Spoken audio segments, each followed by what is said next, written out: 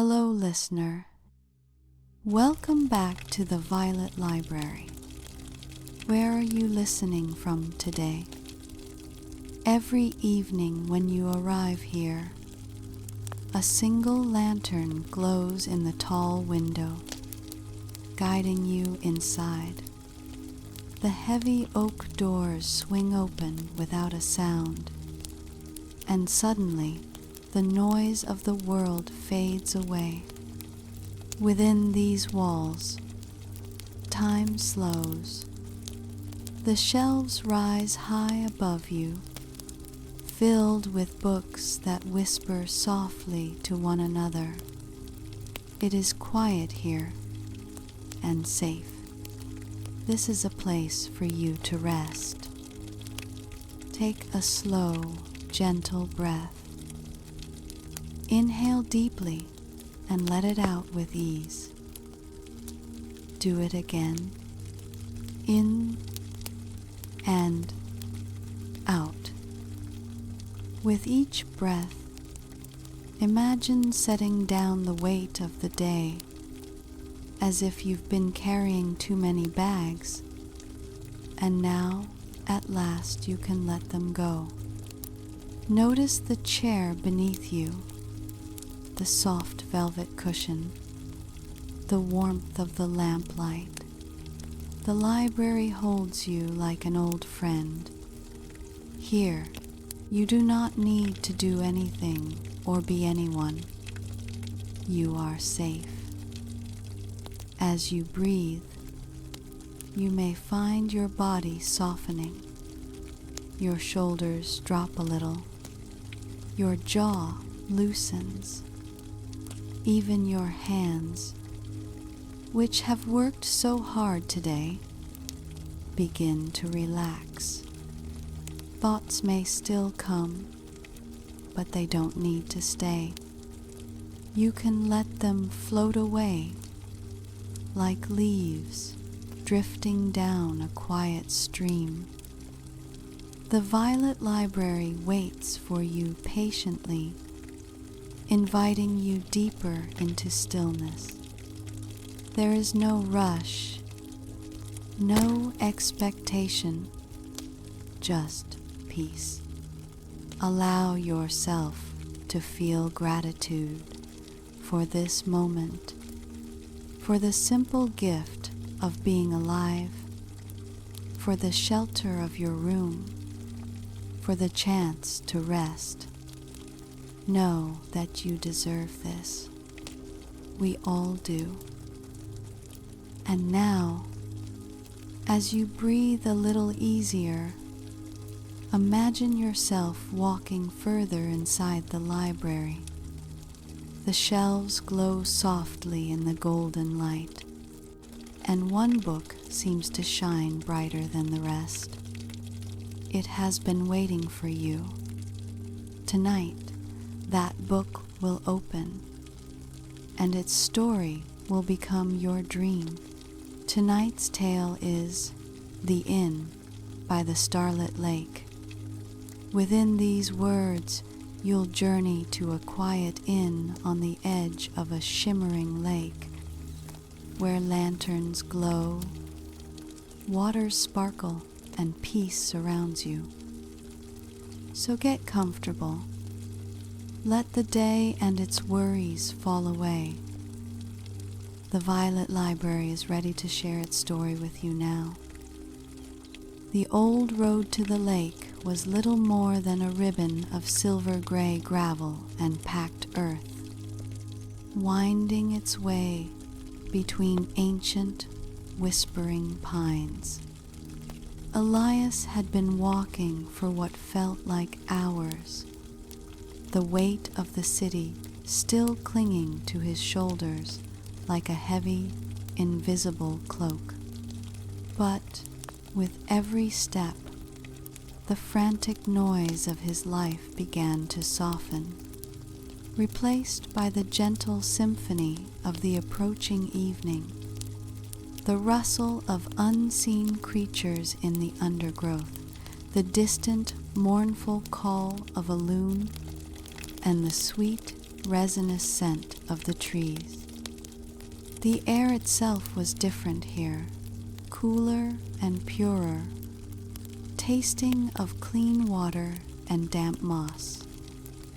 As the cobalt blue of dusk began to deepen into velvet night, the first stars emerged, timidly at first, then with greater confidence, until the sky was a vast, glittering tapestry. It was then that the path curved one last time, and the trees fell away, revealing his destination, the inn by the Starlit Lake. It stood exactly as the strange, faded postcard had promised, a vision of impossible charm and tranquility, a 3-story structure of dark, weathered timber and creamy river stone. It seemed not to have been built upon the shore, but to have grown from it, its wide eaves sloping gently like the wings of a resting bird. Warm, golden light spilled from its many-paned windows, each one a promise of warmth and welcome, casting long, dancing reflections upon the dark, still water of the lake that stretched out before it. A porch wrapped around the entire front of the inn, adorned with hanging baskets of slumbering flowers and comfortable-looking rocking chairs that swayed almost imperceptibly in the soft breeze. A wooden sign, carved with the image of a crescent moon over water, creaked gently above the front door, and beneath it, the words "The Starlit Inn" were painted in letters that seemed to hold a faint, silvery glow of their own. Elias climbed the 3 wooden steps to the porch, his travel-worn boots making a soft, hollow sound on the planks. The door, painted a deep, glossy blue like the midnight sky, swung inward before he could even reach for the iron handle. Framed in the doorway was a woman of indeterminate age, her smile as warm and steady as the lamplight inside. She wore a simple woolen dress the color of heather and a knitted shawl draped over her shoulders. "Elias," she said, her voice a soft, melodic sound that seemed to blend with the lapping of the water on the shore. "We've been expecting you. I'm Adora. Come in, come in. You must be weary from your journey." She stepped aside, and the warmth and the scent of baking bread and lavender that flowed out to meet him felt like a balm. And for the first time in a very long time, Elias felt the tight knot of tension in his chest begin, ever so slightly, to unravel. Adora led him through a common room that seemed to be a living portrait of comfort itself.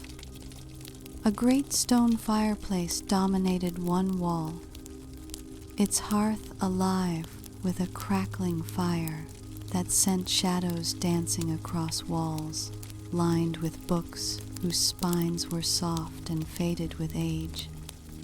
Deep, inviting armchairs and sofas upholstered in worn velvet were arranged in cozy clusters, each with a soft woolen blanket draped over its arm.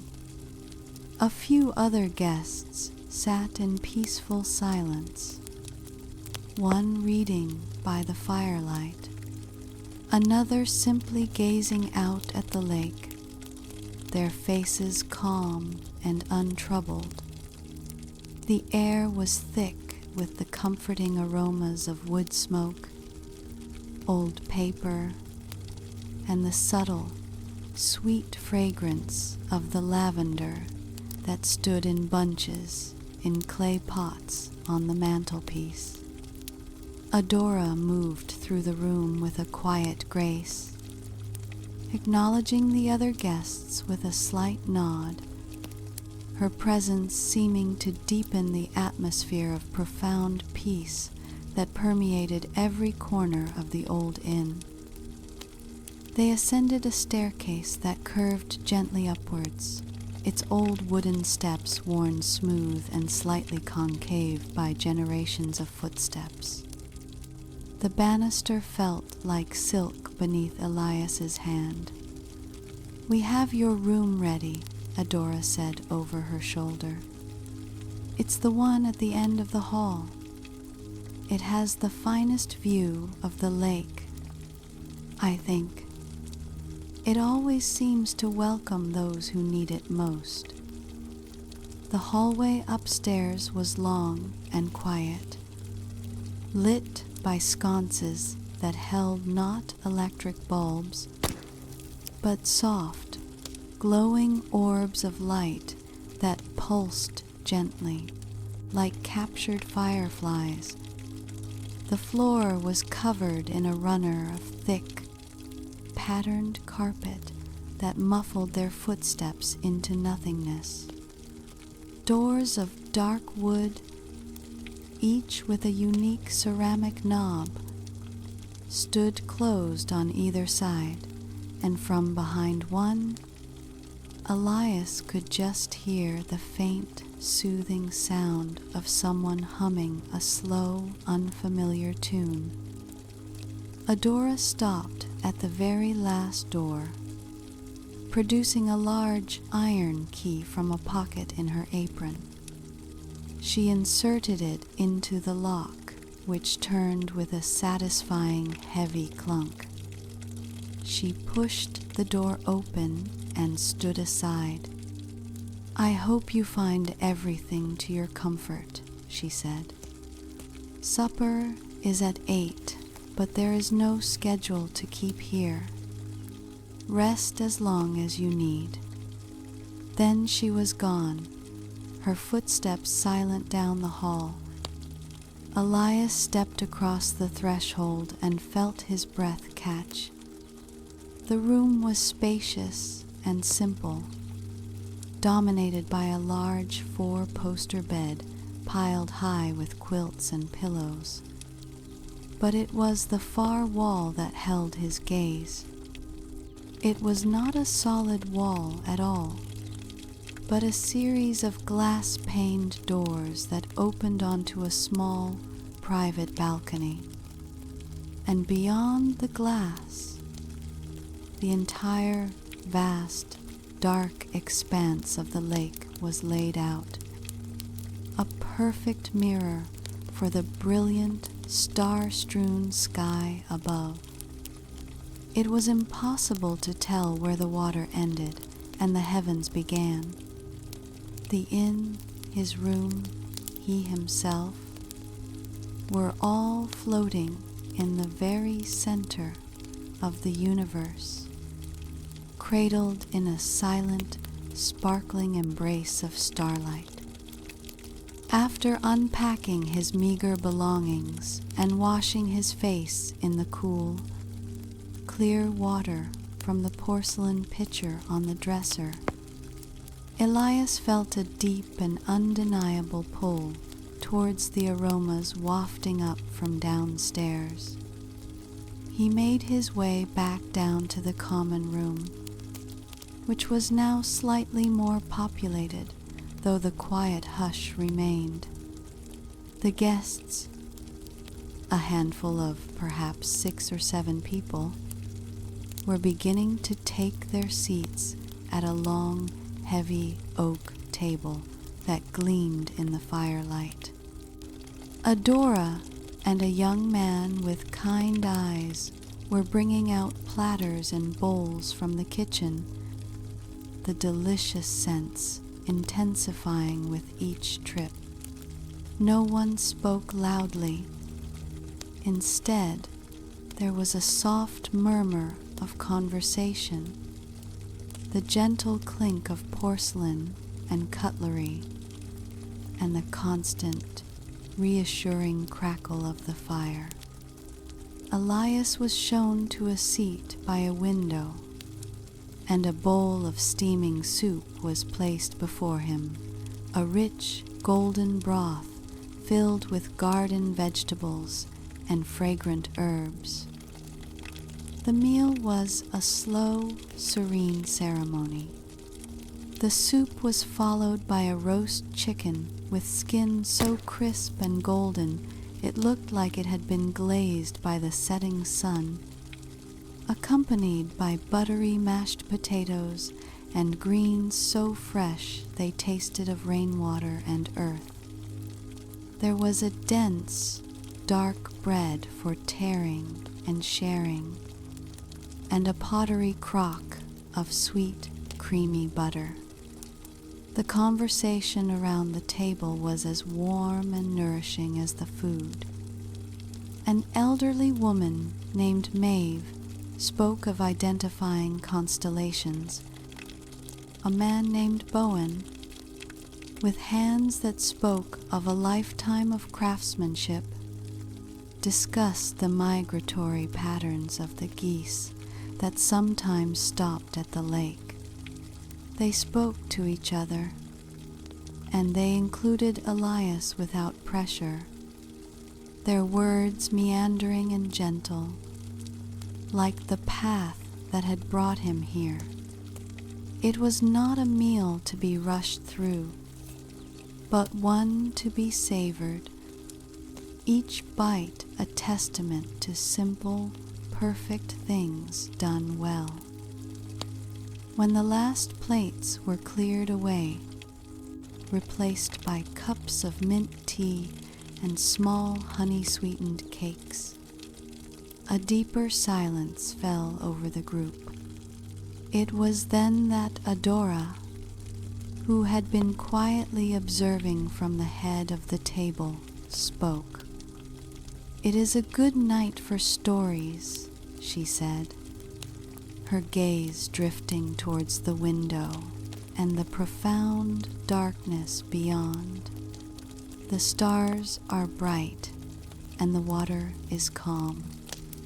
The lake listens well on nights like this.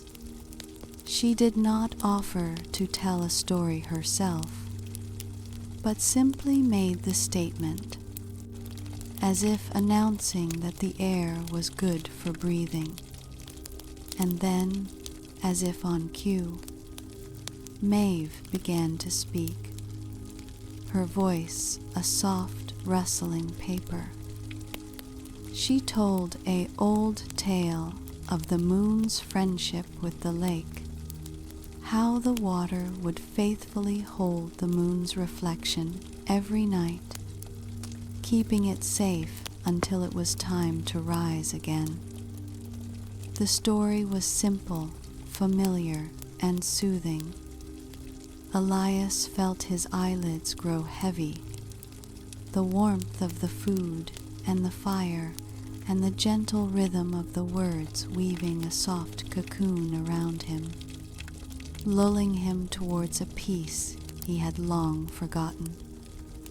The next day dawned soft and gray, with a mist clinging to the surface of the lake like a breath held in suspense.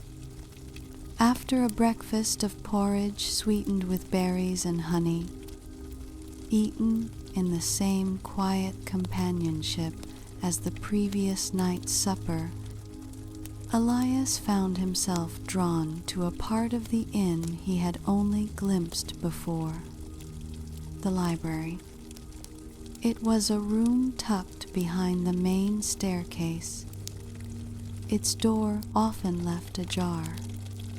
He pushed it open and stepped into a sanctuary of silence and stories. The room was circular, with a high, domed ceiling painted a deep blue and dotted with faint, painted silver stars that mimicked the night sky. Books lined the curved walls from floor to ceiling, their colors a muted tapestry of blues, greens, browns, and golds.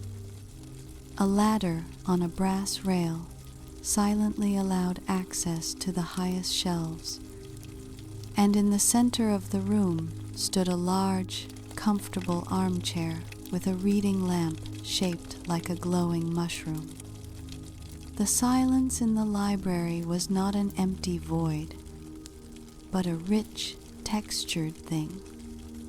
It was the sound of countless stories sleeping on their pages, of whispers trapped in the paper and ink, waiting for a reader to bring them to life. Elias trailed his fingers along the leather and cloth spines, feeling the impressions of their titles. They were not organized in any way he could discern. A heavy volume on celestial navigation sat next to a slim book of poetry, which leaned against a handwritten journal with a cover of woven reeds.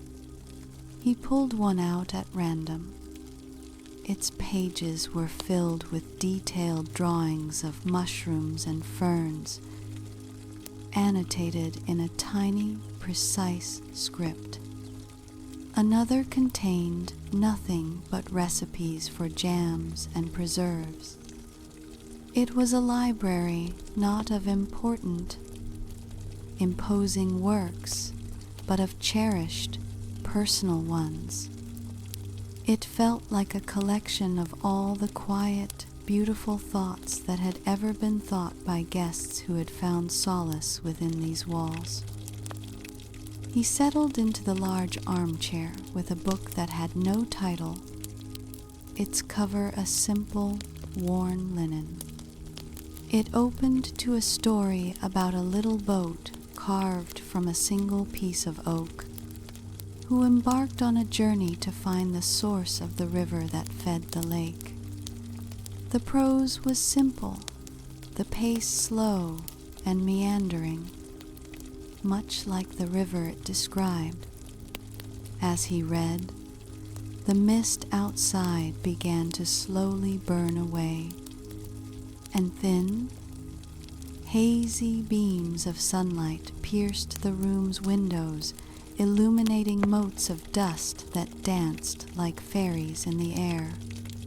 The only sound was the soft whisper of the page turning, a sound that seemed to sync with his own breathing, slowing it, deepening it.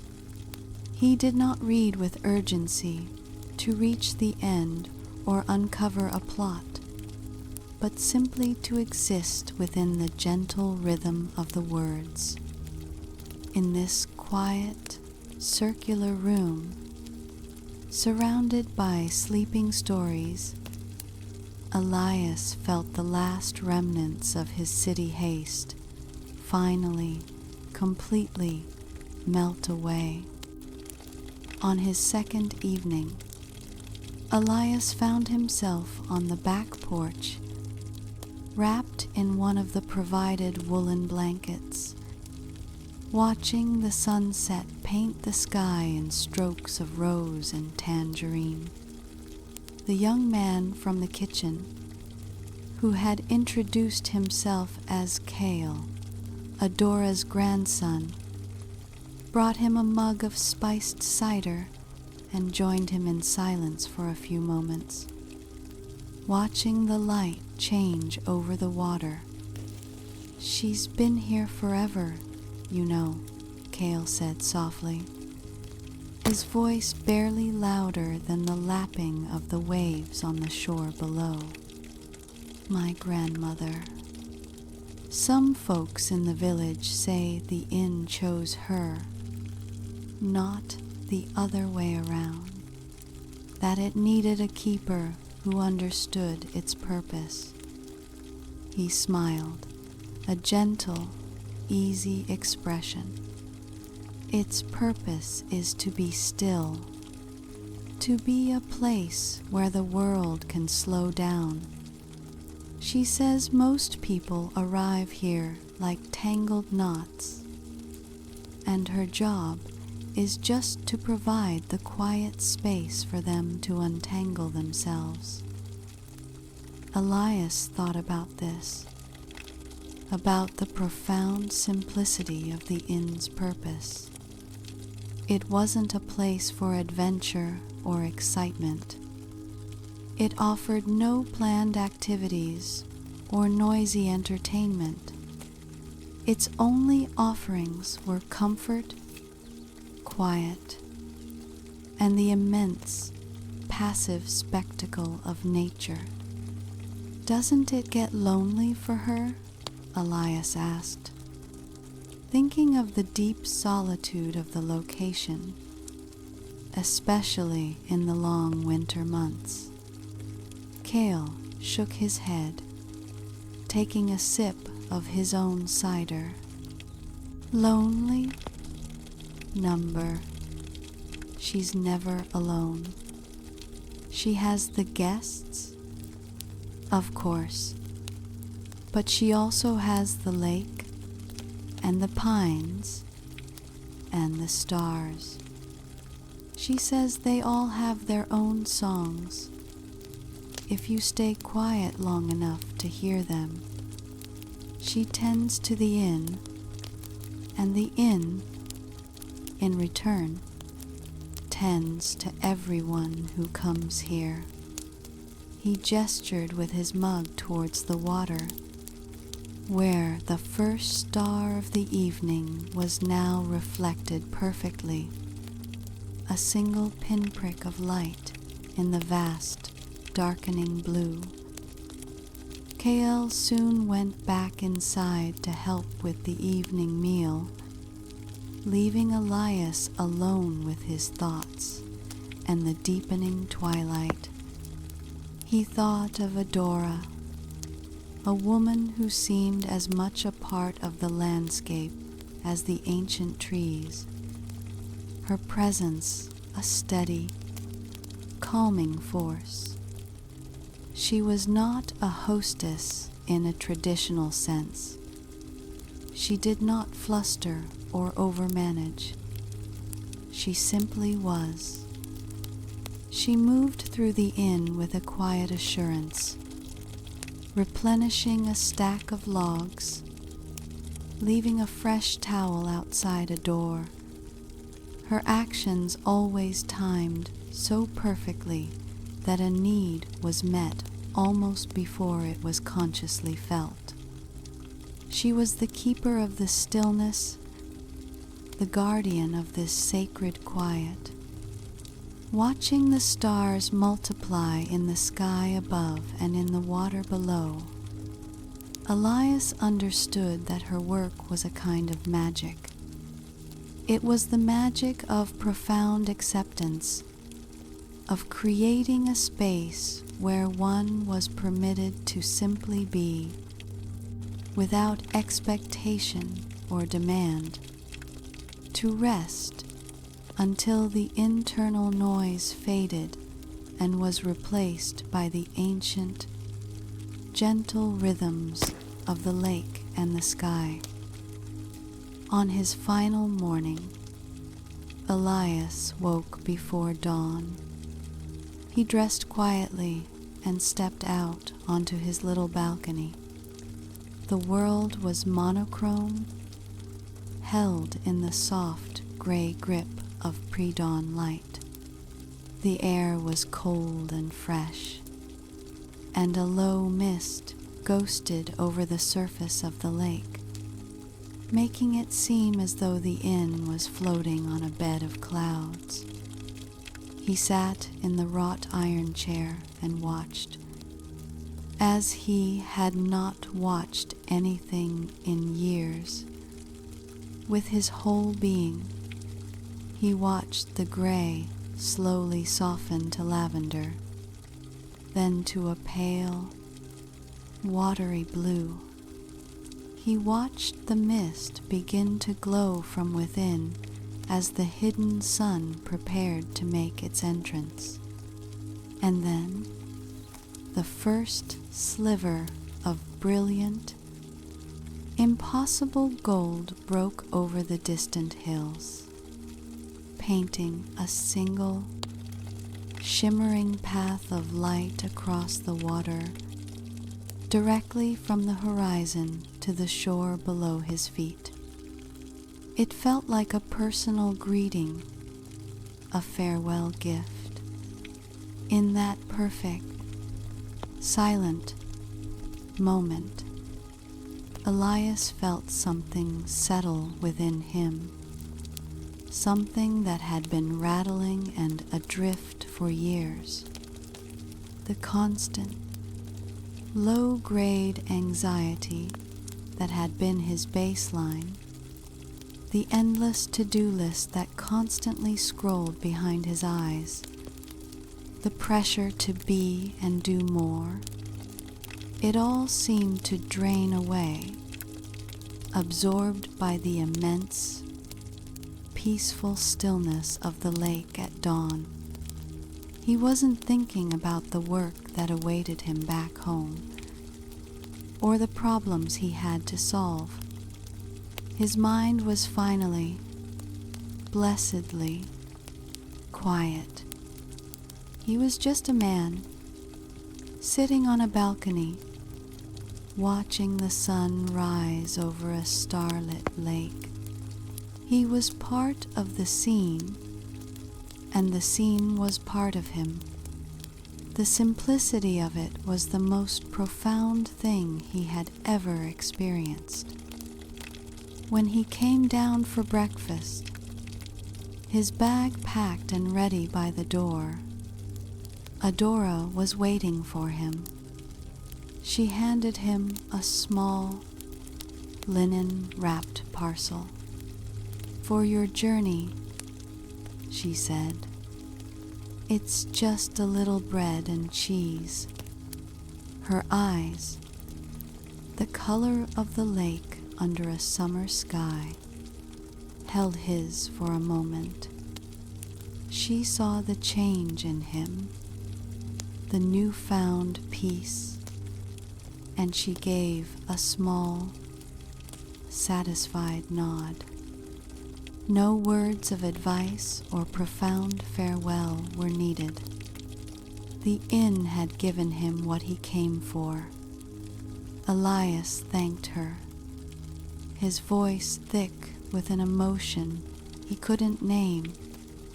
He stepped out onto the porch, took a deep breath of the pine-scented air, and started back down the gravel path. He did not look back, for he knew the image of the inn was already etched permanently onto his heart. A refuge, a sanctuary of stillness, a perfect reflection of the peace he now carried within him, ready to face the world once more. Dear listener, if you are still awake, allow the music lull you to sleep or deep rest as you listen.